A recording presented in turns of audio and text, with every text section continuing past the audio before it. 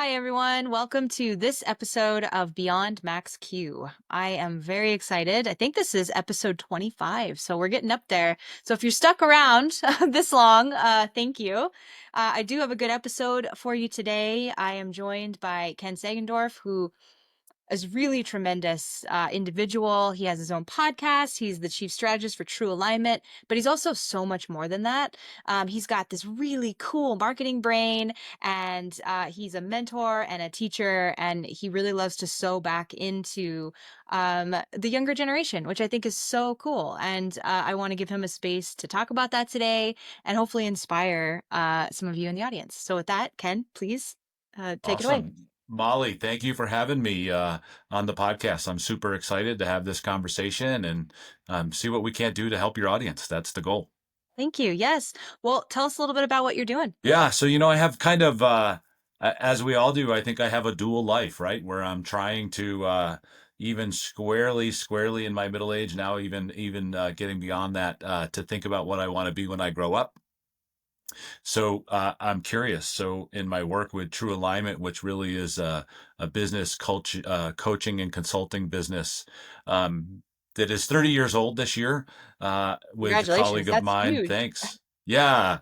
We just had this whopper success helping a business over the last, I don't know, 5 or 6 years move from about $15 million in annual revenue to just crest over $1 billion, and watching that journey. So, that's been such dramatic fun. We have a Billion with a podcast. B. Just to Yes, for yes. I mean, clarifying those that. numbers, That's huge. but to watch that grind of the decision making and then the doubt, this is when you see companies that are that large, and you still know the founders have doubt, and there's still relational interactions where everybody needs a little juice sometimes to be able to kind of talk to each other, to straighten some things out, and go back and revisit decisions and go, oh, shouldn't have done that, let's try this again now. It's just been so exciting, and to watch human beings like that move those businesses is just super amazing. Uh, like I mentioned, we have a podcast, a True Alignment podcast. I think we're about episode 82, 3. Looking for a new producer now, because we got a lot of people that kind of want to be on and really talk about their businesses. And we're moving into this construct of quantum alignment, this intersection of the very personal with the professional, because you don't get to separate those completely. I'm No, also a that's professor at a university in Denver, Colorado, Regis University, where I run our innovation center and help people start businesses as my day job. yes. I want you to talk more about that because I think it's really cool what you're doing and all the different people you get to meet, and I also love the idea of what you teach. You have like this whole marketing course, right? And you talk about all these cool things. So if you wouldn't mind. Yeah, let's. It's funny because I've been really doing some deep thinking about this lately. I have a very opinionated construct of how we start business, and that True Alignment framework. The reason that I do that work is because it intersects with this way that I teach marketing. Um, you know, what we want to prevent is that the main role of every founder is to be a salesperson. Let me say that again. We Biz want to dev. prevent that from happening. And the way that I think you really do that is really this marketing focus where you spend your time in problem identification. And if you can truly listen to enough people to identify really what the problems are, then you can solution for those problems, and you have that natural problem solution fit. And then Hmm. your go to market strategy is all around the goodness of your solution. And that's where founders shine, right? Yes. We don't want you to be trying to manage the finances of a startup and realizing incorrectly too late that you should have designed to be a sales business, because you have to convince people that your product or service is the right one. So everything we teach in marketing is about that kind of slow, methodic understanding of customers. We never talk about target customers, but about really starting to listen to them. And we teach a lot in marketing strategy, especially at the MBA level, how to talk to people, Hmm. how to listen for those pain points, so that your perspective is in that solution. And all the businesses I work with in that role is just that, is to figure out exactly what it is that you're trying to solve and for whom. Hmm. I think that's great. I think that's something that a lot of founders struggle with, right? Is especially if they're VC backed, which is why I also wanted you to talk about your accelerator a little bit because you're VC backed. It's like there's all of a sudden this pressure to, revenue, valuation, like you're answering to certain things versus being able to take your time and network and build that reputation in the industry, right, with Yeah. customers. Well, and Molly, this is where I was spouting off at the mouth one day to a friend and colleague about these businesses we work with, and the one thing, speaking of VC world, is the idea of a hockey stick return, Hmm. and VCs want that to happen as fast as possible. And here's what we know about, this is a physics lesson. So when you have hockey stick with a short handle, it's super difficult to control, Hmm. right? And so part of the founder's role is to figure out how I can have a long sustainable growth so that when I hit the hockey stick, then I can control it. Right. I mean, and that's just picture a longer hockey stick with more control at the edge. And I think, this is part of, you have to find good VCs to understand that we're investing in those people for the long haul. Um, yeah, a friend of mine early on when I started doing this, he talked about me, meeting with investors as kind of uh, it starts with two lies, right? The VC says, I want 100x return, knowing that they'll take 10x. Right. So they've already fibbed to you, and you say, I can do that in a year, knowing that you probably can't do it in a year. And so that's, you start your relationship, out of trust, out of trust, Right. Yeah. where you both have kind of shared something with each other that you each know is not possible.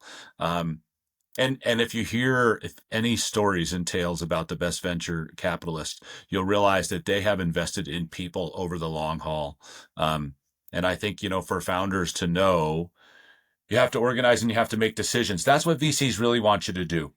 They'll accept the lower returns, but they want to see that you have the strength as a leader to actually make decisions for the organization that are going to end up putting those organizations in a position to generate more revenue. And I just listened to a panel of VCs, and the one thing that they kept saying was, understand your role as CEO, right? And so this is working on your business versus in your business. It's no longer your job, when you have accepted somebody else's capital to grow your business, to go and be all in your business. Right? That's why it's so important that you have to set it up. You have to find people that you can trust, that get what you're trying to accomplish for whom, that get how the whole business operates, and then you're making decisions to let them do that. And the CEO is out there as the mouthpiece, as the promoter, as the introducer, as the chief revenue officer, really. Yes. Which is exhausting, to be honest. I don't know if anyone else feels this way, but I feel like when you talk about marketing and you talk about sales, you talk about biz dev, whatever it is, right? It's how do I drive revenue? Whatever title you want, it's hard. And also, talking about cold outreach, right? And so I feel like, what are some of the tips and tricks that you give in your classes to your founders? What do you talk them through so that they don't have to be in that business, right? You said that earlier. Yeah. This is one trick we do in our business incubator, is when we first start, we allow people to introduce their businesses, and they give you all of this context up front, and then they tell you about, they might talk about their technology and how these Mhm. things move. And then, the next time we bring them in, we say, this is great, let's limit it to 20 words, and then we try and get it into 10 words or less.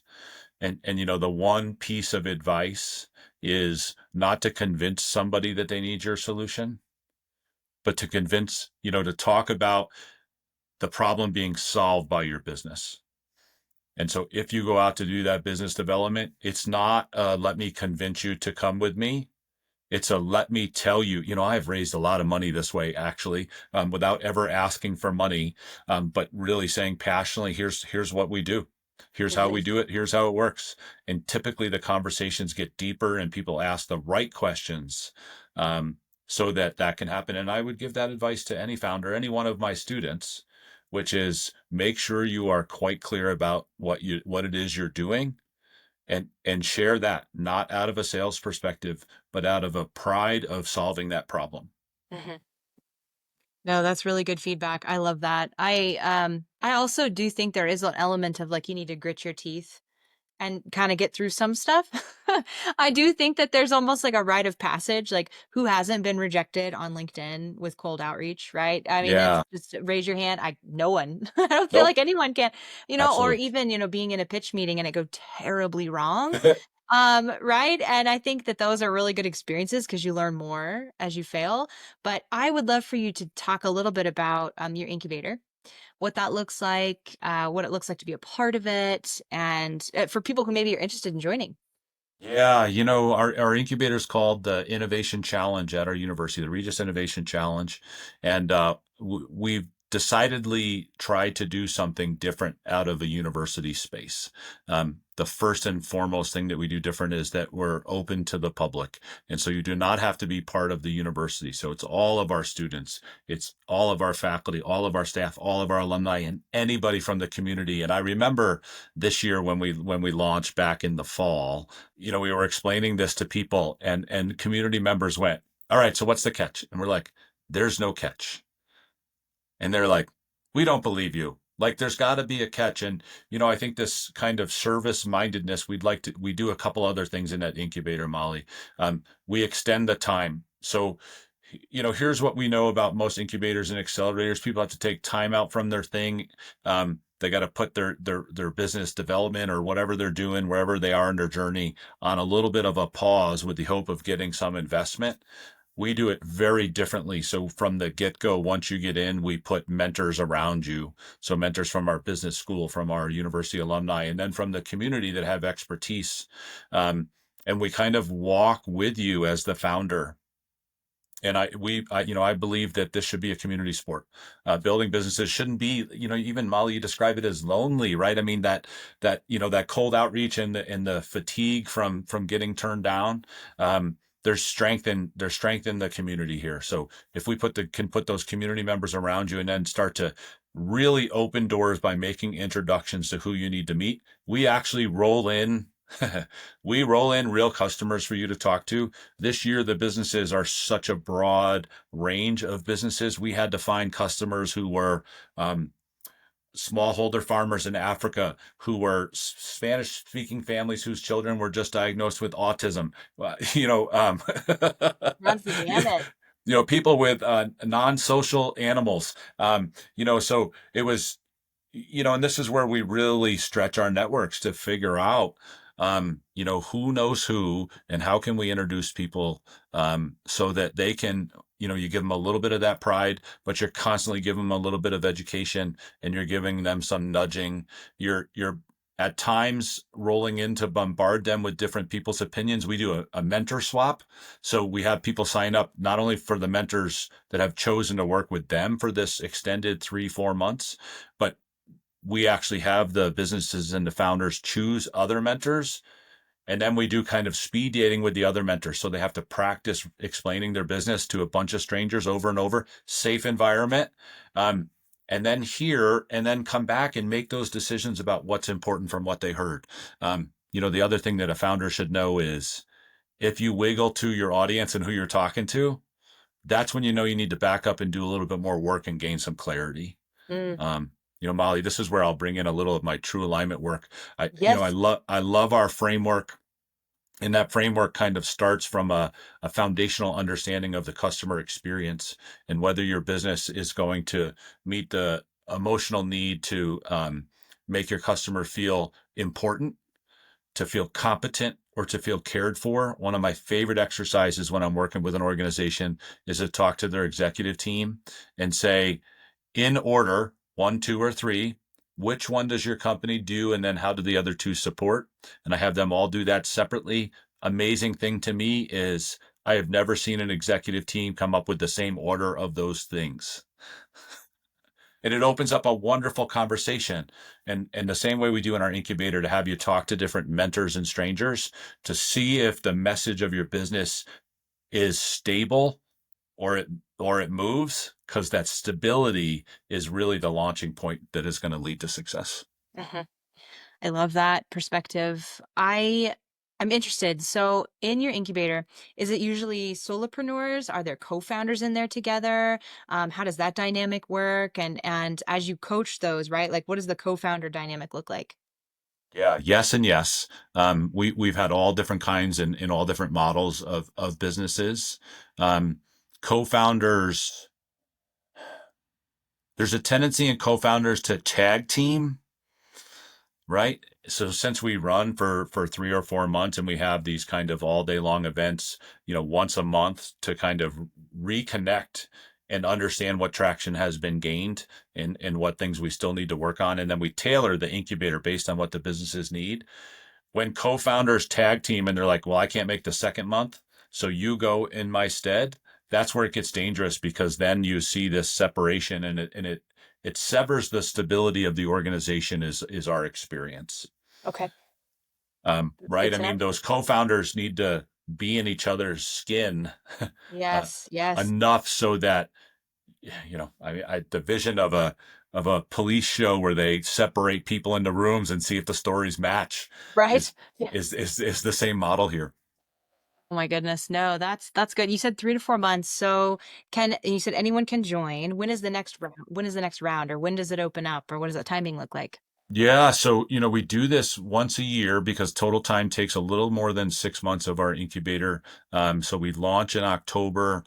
People apply. We let them know they compete with a pitch to get in, and once they're accepted, we kind of officially launch very early in January and then end about May 1. Okay. Does True Alignment help with the pitches? Because there might be need Sometimes, to be some startup work, right, on the side that yeah, like I think that's important too. And I would love to have you talk about some of the worst pitches that you've heard that maybe turned out to be great businesses, right? Like I feel like that is really interesting because you might just have the pitch wrong, but your business idea is really great. yeah. We use a criteria of desirability, viability, and feasibility to evaluate our pitches, and we try and get the presentation part of it as lean as possible. Now, we've seen both ends of the spectrum, Molly. Mhm. I've seen some human beings that can pitch the pants off of things that there might be a lot less behind the curtain. Yes. And that is it's really Vaporware. funny. Yeah, because I've been doing this for almost a decade now, and we have this final pitch, and the community comes in and they actually vote on who gets the investment, and it's not it's they're not the sole deciders. The judges are the main deciders, but they contribute to it. And when my daughters were younger, they would come and they'd say, what should we pay attention to? Which businesses are the winners? And I said, well, pay attention to the kinds of questions that the judges evaluate on. If Hmm. they start talking to you, Molly, about personal stuff, Mm. you need to know that they have already understood that your business is not a viable thing quite yet. Oh man. If they Danger. start asking you very finance related questions, go to market a special questions, right? I mean, listen for those. If people really are confused about how you go to market, that's a doubt that they're asking you about the reality of driving revenue in this organization, or about tiering that revenue and being able to to increase the rate of revenue gain over time. Um, so if you listen for those things, and that's as my daughters were listening, folks would be up on the stage pitching, and I'd be kind of off the stage, and my daughter would text me, and she'd be like, "Is that the question that you were asking us to look for?" I'd be like, "That's exactly right. That's the one. That's the one you want to pay attention to."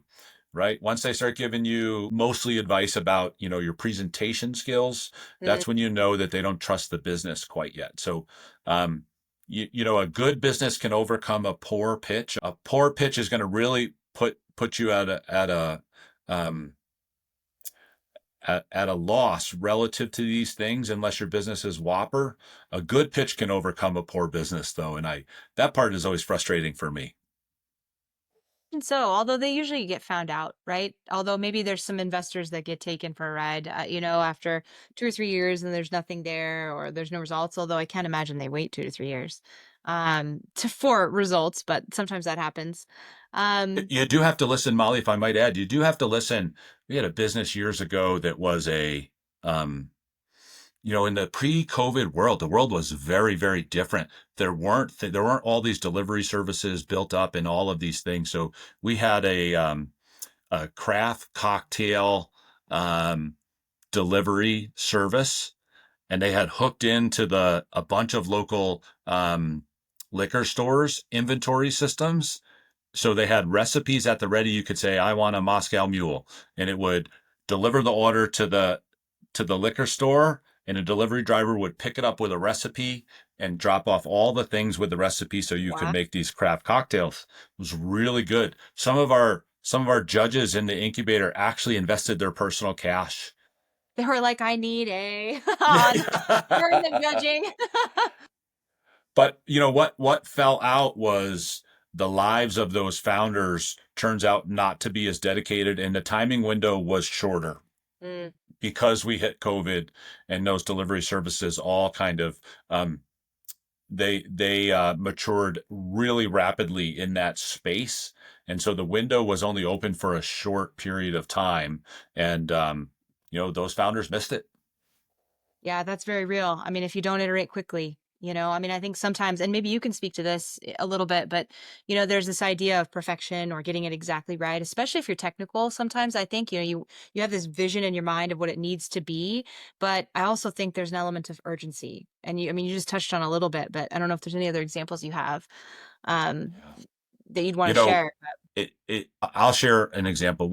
In True Alignment, we were working with a very well done, profitable business, a great executive team, um, and they were trying to break a new market, and Hmm. they were building the final solution with one another. So there's 20 or so people in this very nationwide company executive team, and they're working with each other to build this thing.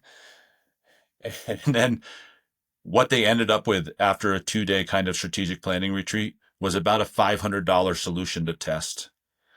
Um, and I think when you put speed in the mix to figure out if you can make decisions, we got to convince founders, especially in the tech space, to stop trying to build the end all be all solution, but to Mm, try something as fast as possible and learn from it. And that goes back to, I still show in all of my classes. I show a lecture from Eric Ries at the Stanford Tech Ventures program years ago, and I forget his saying, but it'll be something like,